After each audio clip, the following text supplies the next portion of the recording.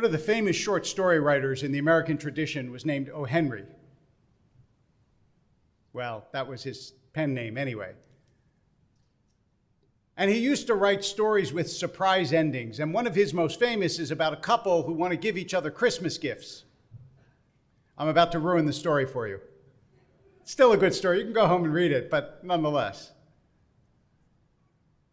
And she has long, beautiful hair.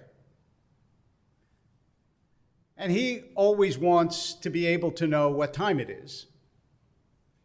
And so she buys him a beautiful gold pocket watch, which he takes and trades for a set of beautiful combs for her hair, not knowing that the way she paid for the pocket watch was by selling her hair. And so at the end, they both realize he has a gift to give her that she can't use because she has almost no hair left, and she gave him a gift that he went and took so that he could give her a gift. But it's actually not a sad ending. It's an ending that says something about the nature of a gift. Because unlike a commodity that you want because you want to use this thing, a gift goes beyond itself. A gift never stops at the moment that it's given. When God says in our parsha, Hichuli Truma, take from me gifts, what kind of gifts is God talking about? Gifts that are going to build the tabernacle. And therefore, every time Israel sees the tabernacle, if they contributed, they can say, I have a piece of that. That's part of what I did. Now, I grant you, it's a little bit different than contributing to synagogues because presumably there weren't plaques all over the tabernacle. You didn't have, this corner of the tabernacle given by the Wolpe family. But nonetheless, the idea of the gift is it points beyond itself. So, for example, many of you, I'm sure, will be giving bar and bat mitzvah gifts. Maybe this morning. Now, I still have one or two of my bar mitzvah gifts, which were given, as you know, some 7,400 years ago. I have a chess set that was given to me that I've cherished my whole life, and I have a couple of books that I got on my bar mitzvah. One of them, by the way, a copy of Sherlock Holmes and his stories that I unfortunately lent to a friend in high school, and it came back with its spine broken and some of the pages torn, but I still have it. And it reminds me that I lent it too, and actually I kind of like the fact that it's that way now. I didn't when he gave it back to me, but I do now. And this idea of a gift makes us think of a gift very differently. A gift is not about what you get so that you can get a thank you note. Although I'm all for thank you notes. And God knows my mother made me write 1 billion of them for anything all the time. But the gift is actually not about what you get back. It's what the person does with it going forward.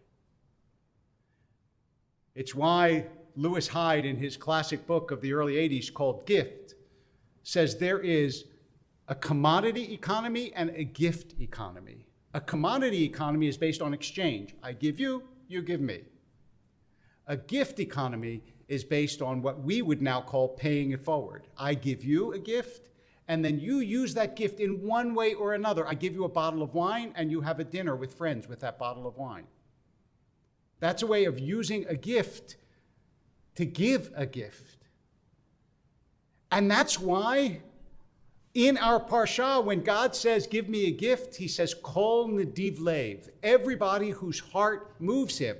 All of Israel didn't have to do it. You know why? Because if they had to do it, it's not a gift. So only if their hearts moved them would they give the gift. And then the tabernacle would be built. When you give a gift to an institution, to a synagogue, to a charity, the idea of the gift is that they will do something with your gift to create giftedness in someone else's life. Gifts move forward. And the second point about this that is so important is God says, Kol nadiv lev, everyone whose heart moves them. In other words, you don't have to be rich to give a gift. Everyone has gifts they can give. Right now, and I'm not being funny or facetious, you're giving me a gift. Because attention is a gift. It's one of our most precious gifts, in fact. What you pay attention to, that's giving of yourself to something. That is a very precious gift. And so we all have ways in which we can give gifts to one another, and they make differences. I will pause for a moment to say that there are many, many, many, many, many blessings to technology. We all know that. And I'm not going to pretend for a moment that there aren't. One of the things that it does sometimes steal is our ability to give that gift of attention to others.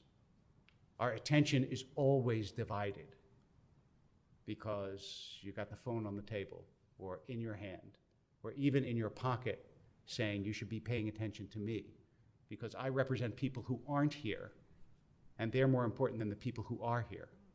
But of course they're not. So we have a tradition in our Torah, starting this morning, of what it is to give gifts to one another. And I hope that when you do it, you will think of it as a gift.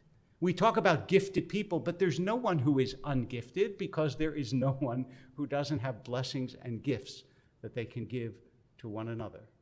Whether it is a beautiful voice, the ability to play an instrument, or just focusing on another human being for a moment to show them that you are present.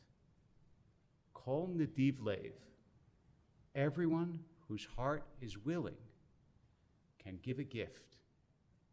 So on this Shabbat, think about who you can give a gift to, that they will take forward into the world and gift someone else in that beautiful chain that began at Sinai. Shabbat Shalom.